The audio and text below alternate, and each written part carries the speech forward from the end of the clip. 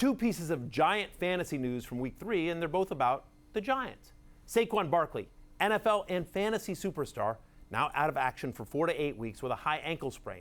In his absence, Wayne Gallman will become the Giants' #1 running back. But not only is Wayne Gallman not Saquon Barkley, but he's also not to Barkley what Tony Pollard is to Ezekiel Elliott or Malcolm Brown is to Todd Gurley, right?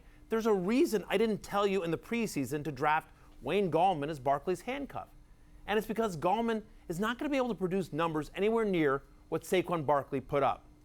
Take a look at this. Gallman has 220 career touches, but only 3 of them have gained at least 20 yards. Not a lot of big playability there, and he's only ever scored 3 touchdowns, all of them from within the 4-yard line. Look, as a starting running back on what will be a functional offense under Danny Dimes, Gallman does have some value. Every starting running back in fantasy football has some value. All that said, even as the likely primary running back while Barkley is out, Gallman no better than a flex option for me. By the way, it's also obviously possible that the Giants add another running back, which they haven't done as of this taping. Quick promotion. We're going to talk Wayne Gallman and all the top waiver wire ads tomorrow on our Week 4 waiver wire show right here on ESPN+. Check it out. I'm a company man. Okay, promotion over. Now, let's talk Daniel Jones and what you should do in regards to his debut as a starter. First thing you should do, grab your phone, search through all the tweets that you sent and, made fun of the Giants for drafting Daniel Jones and delete them. All right, I think I got all of them. All right, great. Now, here's the second thing you should do. Consider Daniel Jones as a viable quarterback streaming option right away. Look, Jones has use as a dual threat. Yesterday, he led the Giants in rushing yards and red zone rushes. He scored twice on the ground. One of them was a designed run. And in 2 of his next 4 matchups, he gets defenses that rank bottom 10 in terms of passing yards allowed. Keep in mind, however, that the other 2 games are against the Vikings and the Patriots. Now, so he's going to be a streaming option, but not an every week starter, at least immediately.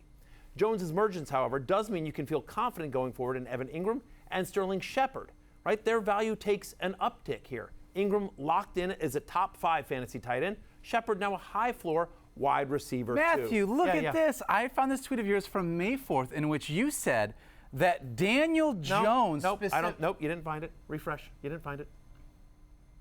See? Oh, yeah, it's gone. There you go. Huh.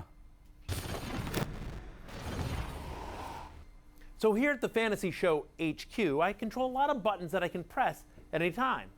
For example, this button raises the love sign. This one gives me a sandwich. This one brings Strawman up. Stop pressing that button, you son of... I swear, I was taking a nap and now you've got... Strawman. There you go.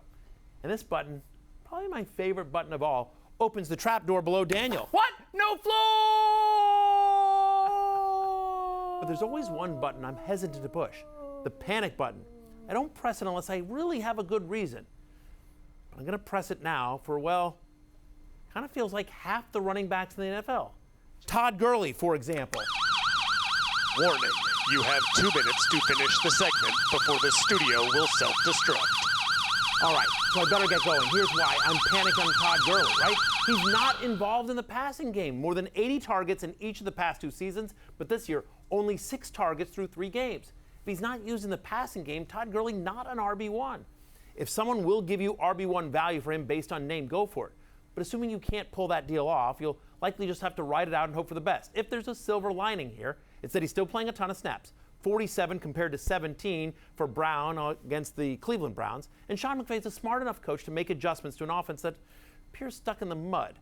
Now, how about Chris Carson?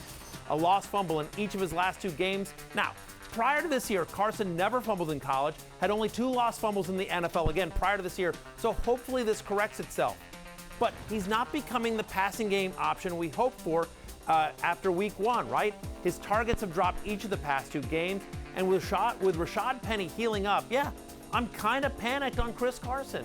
Rashad Penny, meanwhile, now available in 30% of ESPN leagues. He must be rostered if he's out there in yours.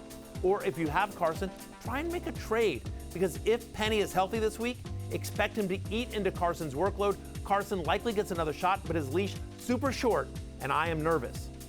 Another struggling running back, SONY MICHEL. All right, I'm actually not quite panicking yet. I get it. It's concerning. He didn't put up huge numbers against the Dolphins and the Jets, but the Patriots' run game always takes a little bit longer to get going. For example, last season through week 3, Patriots averaged under 25 rushes and 100 rushing yards per game. But after that, they averaged over 31 rushes and 134 rushing yards per game. So I'm staying patient on MICHEL. But I'm in full-on panic mode with James Conner. Doesn't have more than 15 carries in a game since week 9 of last year. And that Pittsburgh offensive line this season has allowed just 2.1 yards before first contact per rush, a number that would have ranked dead last in the NFL last year. Yeah, I'm in full-on James Conner panic mode. 10 seconds spare. Gotta go before it blows up. Hey, Matthew? Matthew, why'd you put snakes in the bottom? Oh, look, there's only a few grains of sand left in this thing.